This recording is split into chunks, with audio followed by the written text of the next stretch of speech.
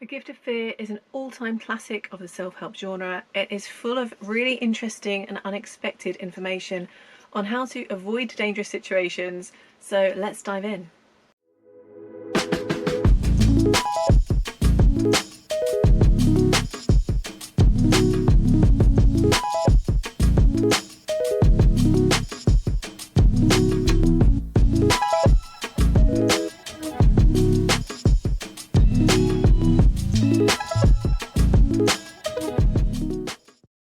Hi everyone, I'm Rosie Blythe. I'm the author of the Princess Guide to Life book series, and on this channel we talk about everything from spirituality to money to entertainment. And today I wanted to talk about The Gift of Fear, which is a really amazing self-help book. If any of you have read The Princess Guide to Life, quick plug for my book here, there you go. I actually mentioned this in my recommended reading section, so I'm just going to have a quick look and see what I actually said about it. I was just looking at my book and I was like, I can't believe I wrote all this. It's huge. But anyway, it's a really sunny day today, so even with my ring light, I think the light's all over the place because I don't have like blackout curtains or anything. But this is The Gift of Fear. I don't know if you can see that. But anyway, this is what I've written. I believe this book should be taught in schools. With chilling true life examples, it suggests that dangerous behaviour is actually not as unpredictable as we think it is. It's a great reminder that we all have a reliable self-preservation system known as intuition, which we ignore at our peril. Gavin de Becker points out that it's a huge mistake to try to convince yourself something is okay when you have a still, small voice in the back of your mind saying, no, I have a bad feeling about this.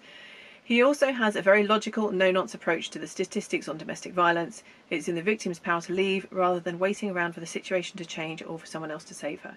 So we're going to talk more about that. So Gavin de Becker starts this book with a really kind of memorable story about this woman who arrives back at her apartment and she's bringing her shopping up, and this guy just kind of emerges and is like, oh, let me help you.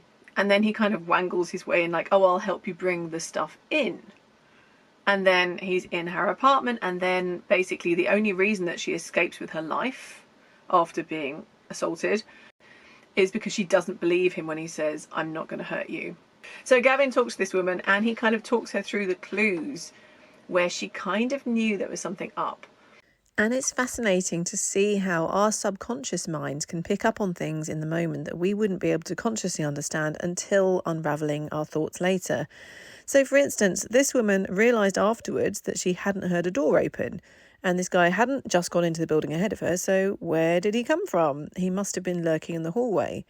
And I don't know about you, but if someone just started talking to me, I wouldn't necessarily take a moment to wonder which apartment they come out of and why hadn't I heard that door open. But when you analyse the events afterwards, that gives you a clue as to why your body might respond with a feeling that something isn't right, even if you don't consciously realise why. I'm just going to call him Gavin as if he's my friend because it's a bit of a mouthful saying Gavin de Becker every time. Gavin points out that fear is like an animal inside us. It tells us what to do. So if you just listen to that fear, it's going to tell you what to do to get out of danger. So when you're on the lookout for sort of dangerous people, there are some clues that would indicate potential badness. And he goes on to kind of explain the key things that would have been red flags. One of the things is forced teaming. So as an example, this woman, she's got like a tin of cat food rolls out of her shopping, and he picks it up and it's like, come on, we've got a hungry cat up there. And it's like, we? What? So I think that's quite an interesting one. Someone who starts using we, starts acting like the two of you are a pair when you're not, a little bit weird. And charm. He says you should question yourself and say, why is this person trying to charm me? And obviously in dating situations, people do want to charm you just because they want to get in your pants, don't they? But there are going to be some people who are doing it for more nefarious reasons. Also, giving too many details is a sign of a liar. So if someone starts telling you like, oh, I'm late today because I slipped on the soap in the shower and then I cut myself and then I couldn't find any bandages and then they're lying. Basically, you don't need to know all that stuff. Why are they telling you? And another example that he uses in this story is typecasting. So this woman, when she's like, oh no, I don't need any help, thanks, he's like, oh, you're probably too much of a snob to accept help. Now, like if someone said this to me, I'd be like, yeah, I am. I just move on, because as soon as I can feel someone trying to manipulate me like that, it's just an instant like turn off. I don't want to talk to that person. But I think sometimes people do really feel like obliged to be like, no, I'm not a snob. I'm nice. Like, okay, yeah, you can help me. And that person knows they can manipulate people using language like that. And also what Gavin called loan sharking is when you make someone accept your help. And obviously a loan shark being someone who lends you money when you need it and then like charges you a ridiculous amount of interest, and there's violence involved if you don't pay up. So someone who kind of forces favors on you. In this example, this guy was forcing the woman to accept his help with the shopping, and it's like, what are you going to do? I mean, actually this did happen to me. I actually did have a situation like this once where I bumped into this guy at a supermarket who I'd met a couple of times at a party, so I kind of like knew him to say hi to. And he was like, oh, I'll carry your shopping for you, like very much like in this book. And unlike this book, I don't think he was going to try and murder me. But I was just like, I don't want this guy around. So I was just like, no, it's fine, thanks, no. And I literally just kind of had to march off, like carrying my shopping. Like, no, you're not coming with me. So yeah, people who want you to accept their help when you don't want it, and you're like actively saying, no, thank you, I don't want you to help me, that's a red flag. I mean, most of them aren't going to be like the guy in this book. Most of them aren't going to be trying to murder you. But it's just annoying, isn't it, to feel manipulated. I always feel really crap about myself. I do have an example of this where someone I know, not a close friend, like an acquaintance, but I was just like, yeah, no, I'm really sorry, I'm too busy to catch up. So they bought something specifically like for my dog that he would need. Like it was, you know, it's like a really, really hot summer. And they're like, oh, I got him a cool mat, so I must bring it around while it's hot weather. I'll drop it round to you, just a quick cup of tea. And it's like, oh no, I'm too busy for a cup of tea. But it's interesting. You can see how these things do kind of come in your real life later. And it's not that this person is a predatory person, but it is a manipulation tactic. Like, it was a nice thing to do, but I did feel manipulated. I felt, you know, forced into spending time with this person when I wouldn't have chosen to do that. And I know that sounds really ungrateful, but I think if you're listening to me talking about that and going, oh, you're ungrateful, didn't even want to take a nice thing, that's why we need books like this. Because you've got to recognise the signs of someone manipulating you.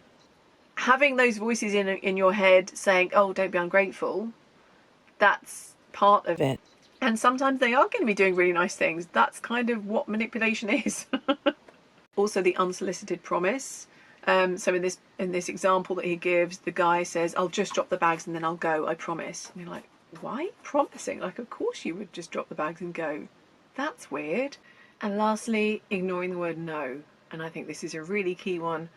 And you meet people who are like, oh, I insist on whatever. And you can just be like, well, I insist harder. People who won't take no for an answer when you say, no, I don't want to drink.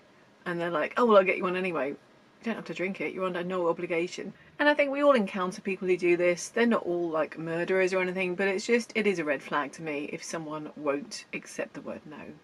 And Gavin talks about some self-defense classes that he is involved in somehow, where they do role play as well as like physically learning to defend yourself. It's about like, how do you address a situation and how do you deal with a person? And he said that a lot of women, I should say, it is a sex specific thing. A lot of women are afraid to anger a guy. So they're like, oh, I need to like de-escalate this. So I kind of need to like go along with what he says. And he makes the point that you're not going to anger somebody to the point that they're going to turn into a rapist or a murderer, like from a normal guy. And also when he's talking about self-defense, he talks about kind of obvious things that we all know we shouldn't do, like wearing headphones in public. We all do it because it's kind of boring to walk along in silence, isn't it? And we all want to listen to our music or podcast or audiobook. But yeah, if you're wearing headphones, you are literally advertising the fact that you cannot hear people coming up behind you or whatever. So it's worth considering. I mean, I guess these days we have fairly discreet ones. It's not like, I mean, this book was written in 1997, which, I mean, there were, I think, discreet headphones then. It wasn't all like the big massive ones. But I guess these days people do kind of, you can maybe hide it with your hair or something if you have to wear them. So Gavin de Becker works in the business of protection.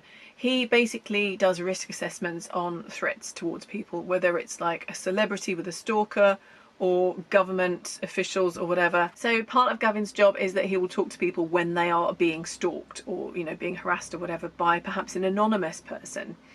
And he says something really interesting. He said people always know who it is. They just don't know that they know. And it'll be like, he'll start talking to someone and he'll be like, okay, so tell me about your life. And they'll be like, oh yeah, so my neighbour Frank, he drops by most days. And it's like, okay, tell me about Frank. And he said that the best way is you don't ask people, who do you think this is? You say, who could have done this? Who could be sending you these letters? And you make a list of all the people who it possibly could be. So maybe like everyone you know, everyone you've ever met. And then you assign an imaginary motivation to each person. Okay, so why would they be doing it? Maybe this person is upset because they're my neighbour and I painted my door a colour they didn't like. Or maybe this person is annoyed because I dated someone they dated straight after them or something. So you assign a motivation for each one, no matter how silly.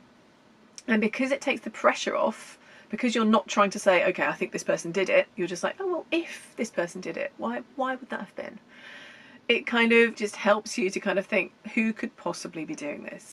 So he talks a lot about relationships and how persistence is seen as a positive. Or I think these days, I think we are much more sensitive to stuff like this. But certainly in years gone by, movies in particular would show men being persistent as like, that's how you get the girl. And also the fact that women are actually told to play hard to get, to create like mystique and, you know, don't give in too easily. It's sort of like a scarcity thing, like the more scarce something is, the more desirable it is. So we're sort of told to play this game where men chase and women kind of act like they're not interested.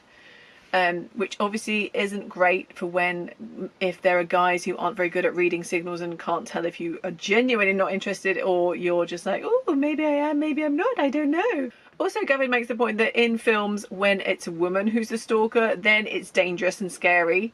And she often ends up dead. I mean, talking like Fatal Attraction, all those kind of old movies. There's some really great like 90s thrillers of that kind of style, which I do enjoy.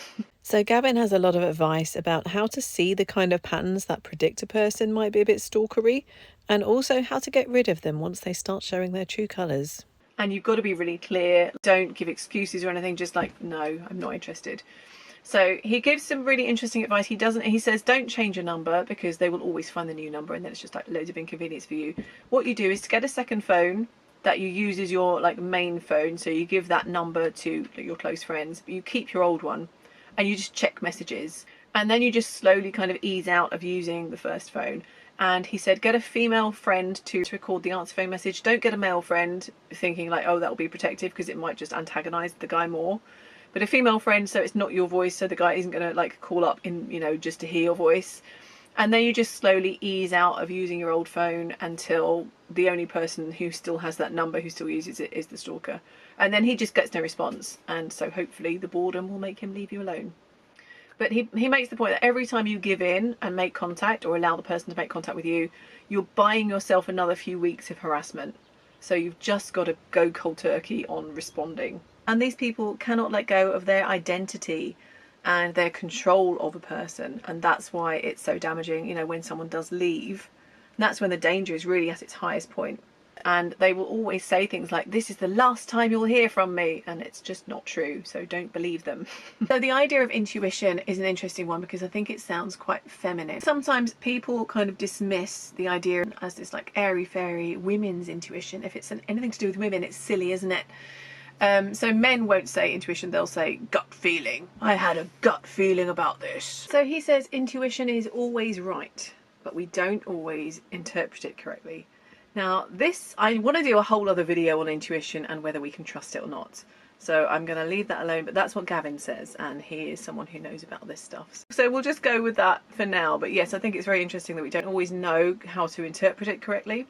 And Gavin has this really heartbreaking story of someone not listening to their intuition. And it's a mother who's taking her little boy for an operation.